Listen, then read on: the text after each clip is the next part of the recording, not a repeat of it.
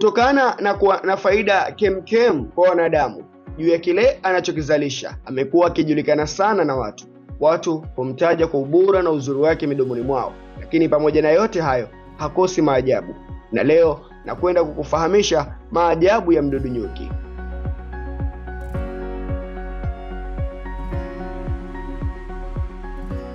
Naam, sasa fuatana nami kumtambua mdudu nyuki na maajabu yake. Nyuki ni wadudu wa kundi la Anthophila katika familia ya juu Apoidea ya oda Hymenoptera, wenye mabawa manne angavu na mwiba nyuma ya mwili wao. Hukusanya mbelewele na mbochi ya maua kama chakula chao. Spishi inayojulikana hasa ni nyuki asali, yani kwa kisayansi wanajulikana kama Apis mellifera, ambaye hufugwa kila mahali duniani. Hii ndiyo spishi maarufu duniani ambayo huzalisha asali kwa wingi zaidi. Kuna spishi zaidi ya 20,000 zinazotajwa na biolojia kati ya nyuki, lakini wale wa aina ya Apis ndio wanaotengeneza asali inayovunwa kwa matumizi ya binadamu. Mwili wake una pande tatu kama ilivyo kwa wadudu wote: kichwa mbele, kidari katikati na tumbo nyuma, alafu jozi 3 za miguu na jozi 2 za mabawa. Nywele na rangi zake nzuri za njano na nyeusi zinazovutia alizonazo nyuki ni kivutio cha kutosha katika macho ya mwanadamu. Kwake huwa ni kama onyo kwa maadui zake wanaomzunguka. Nyuma ya tumbo lao wanabeba mwiba mdogo wanaotumia kudunga endapo wakihisi kuna hatari imewatokea au wameshambuliwa. Wakidunga mwiba, wanaingiza kiasi kidogo cha sumu katika kidonda au sehemu waliodunga. Sumu hii inasababisha maumivu na baadhi ya watu huathiriwa vikali na sumu hii, lakini wengine haiwaathiri sana. Mara nyingine wapo nyuki wanaokufa baada ya kudunga mwiba kwa sababu mwiba unabaki kwenye kidonda, lakini wengine wanaweza kutoa mwiba na kudunga tena. Umewahi kujiuliza kuwa nyuki ni wadudu wa kijamii? Nyuki ni wadudu wa kijamii ambao huishi kwa mashirikiano makubwa na utiifu wa hali ya juu. Imezoeleka mara nyingi kuona nyuki wakiwa kwenye makoloni makubwa, lakini ukweli ni kuwa nyuki wamegawanyika katika aina kuu mbili. Aina ya kwanza ni nyuki wanaopendelea kuishi maisha ya upweke, yani solitary, na aina ya pili ni nyuki wanaopendelea kukaa maelfu kwa maelfu kwenye koloni moja.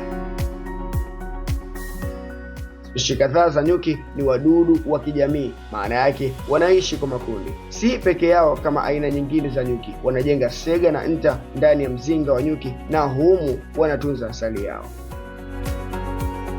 Kuna aina 3 za nyuki ndani ya kundi hili, nao ni pamoja na: wa kwanza, malkia wa nyuki. Huyu ni mama wa nyuki wote ndani ya kundi. Nyuki malkia ana umbo kubwa kuliko nyuki wengine wote, huku mabawa yake yakiwa mafupi.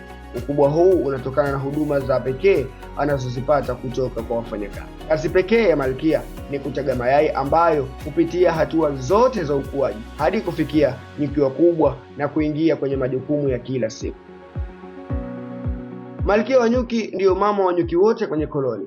Hakuna nyuki mwingine mwenye uwezo wa kutoa mayai, kwani hutoa kemikali zinazozuia majike wengine kuzaliana na hivyo kuwalazimu kuwa wafanyakazi wake maisha yao yote. Wakati binadamu anatamani kuishi miaka 70, 80, 90 au 100, malkia wa nyuki huishi kwa miaka 5 tu, akiwa nyuki pekee anaishi muda mrefu.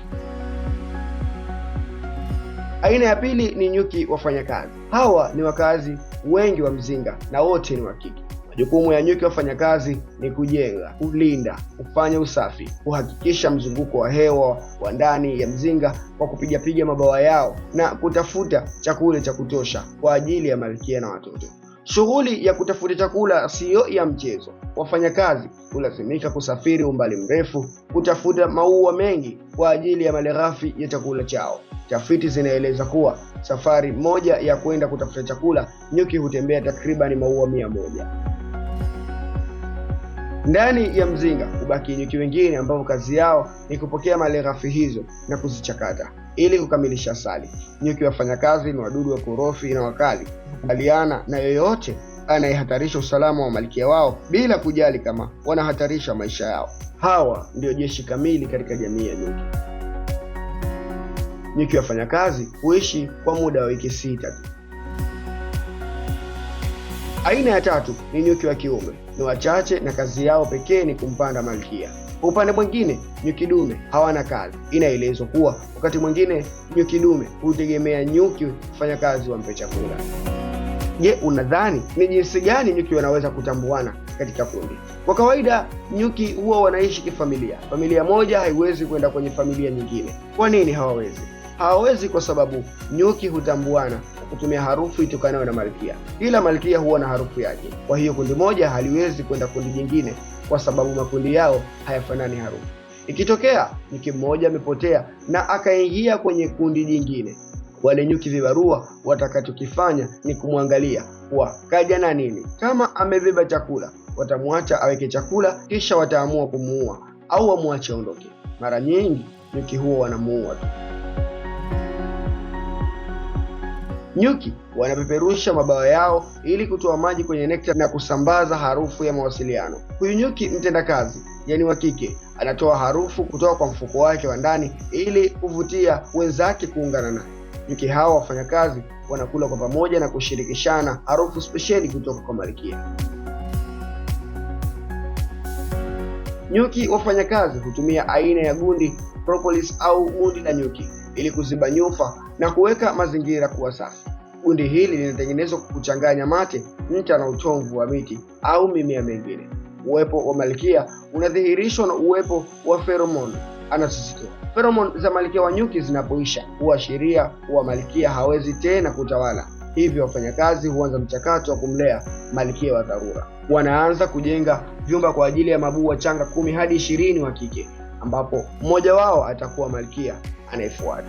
Wafanyakazi huwalisha malkia hawa watarajiwa chakula maalum almaarufu Royal Jelly chenye uwezo wa kuunda malkia mwenye ovari nzima zinazoweza kuzalisha mayai yenye rutuba.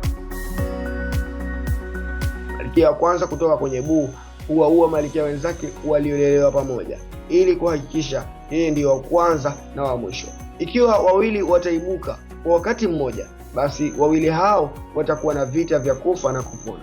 Malkia atakayeshinda huanza harakati za kutaga mayai. Maisha ya wadudu hawa wadogo yamejaa mambo mengi yanayodhihirisha uthamani na upekee wake ulimwenguni, mambo ambayo yatakapochukuliwa na binadamu huleta faida kubwa zaidi kwao. Fuata nyuki ule asali ni msemo uliozoeleka sana kutokana na tabia za nyuki kutengeneza asali tamu inayotumika kama chakula na dawa. Faida zake ni kutengeneza mfano wa maji fulani mazito na yenye rangi ambayo hujulikana kama asali. Wadudu hawa wanasifika kwa umaarufu wao duniani kote. Hizi ni baadhi tu ya sifa na tabia za nyuki. Bado kuna mengi ya kujifunza na kugundua. Bila shaka umejifunza mambo mengi kupitia makala hii fupi iliyomzungumzia mdudu nyuki.